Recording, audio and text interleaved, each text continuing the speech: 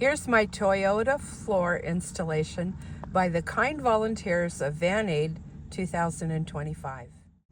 Make sure you hang around to the end because I'm going to give you specific details of how we did the floor to the best of my memory. First, you'll see Jan vacuuming. She did a great detailed job, and I very much appreciate what she did for me. Your Toyota Sienna floor build could be different. Mine is a 2015, and I have 2 railings that move independently of each other. But yet I've seen a video of an older model that had 4 that move independently. So you'll have to decide whether you want your railings up closer to the front of the back seats or farther back, depending on if you want to slide something underneath the floor. Then I put my railings back farther. The first part of the video will be clips that I took while it was being built. I regret that I did not take more video and pictures, but I will make up for that by giving detailed facts as much as I can remember. In the back, you'll have a box built, and you'll divide it however you choose to, whether it's 1 or 2.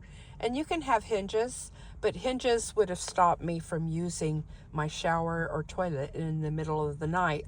So we made mine to fit and suit my need. Behind the seat is a 63-inch 2x4 going crosswise, turned on its side to provide the greater height.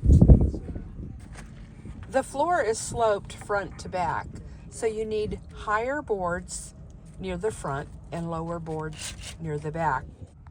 You may or may not want to cut out notches on the bottom. This will help with leveling it where there are railings or other bumps in the way. You may want to add an extra 2x4 on its side midway of the doorway. We added pieces later just to give more support.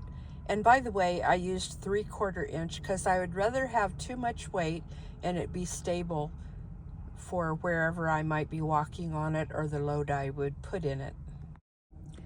If you're careful about the placement of the seat rails, then you could place something long and flat underneath your floor, which is what I plan to do.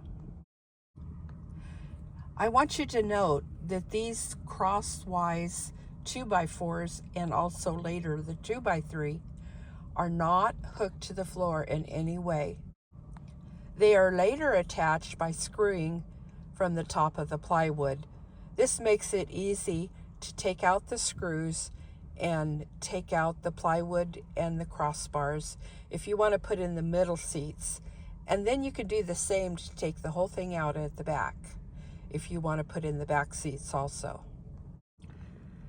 Please note that the width of the van is greater than 48 inches, which means you need 2 separate pieces of plywood turned the other direction. You'll have a lot left over, but to get the greater than 48 inches, it will have to be cut this way. One piece of plywood is cut 63 by 43, so I can place my 5-foot bed crosswise. If you're barely over 5 feet, you can stuff each end with a pillow to add a few inches extra. Make sure before you measure how close that your seat is fully extended as far as you ever could want it. Right now it's not extended all the way, it comes back a little farther. Not likely to need a ledge, a little extra lip we have here so that my bed doesn't slide. But then again, if I have my solar generator here, that comes in handy also. Now, we didn't cut it perfectly around this corner. This corner isn't fitted. We just kind of crossed it off there to meet up with the other piece of plywood because we just stuck that in there to fill in the hole. But you can cut it out if you need to.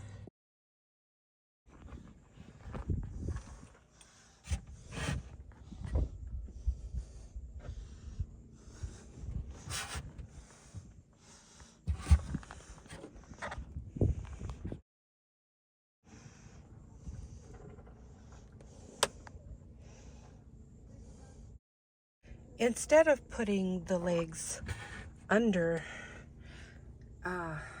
if you use them this way, you can adjust them. If they're too short or too long, you can move the leg up or down. And the leg on this side, it gave more space by putting it on the outside. You couldn't do that because of the way the floor's shaped with that leg, but you could with that leg. And so that leg is holding, one on each end is holding up that side, but this side here is attached to the wall. First, the one big piece of plywood was cut to fit both sides in the back. After that was accomplished, then a cutout was made. Where's my finger? A cutout was made. I could have had a divider, but I chose not to. That way I could fit awkward stuff down in here. Because my shower is a bit flexible. But this is for long-term storage of things I don't need to access. And notice how it's curved. There is a, right there, it sticks out and you have to cut around it and you have to corner the edges. I'm just so pleased as punch for the job they did for me.